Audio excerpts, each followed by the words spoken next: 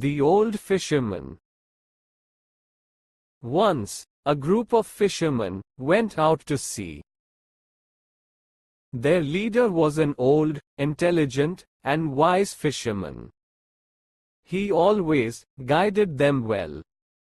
At sea, the fishermen spread their large net in water. When they pulled out the net, it was empty.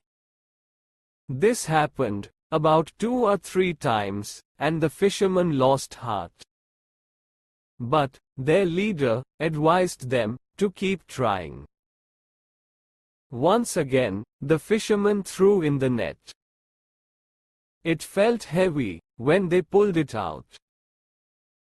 But some small fish, logs from wreckage, and seaweeds were all that it had. They were about to sink the net back into water, but the old fisherman said, "Pull out the net and empty it in the boat. Throw the empty net and try once again." When the fishermen emptied the net in the boat, they found a box in it. It had gold coins and gems in it. The leader divided it equally among all the fishermen, and everyone went home happily.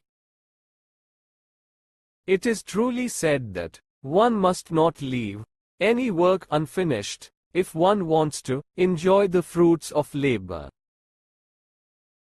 For more videos, subscribe and like my channel.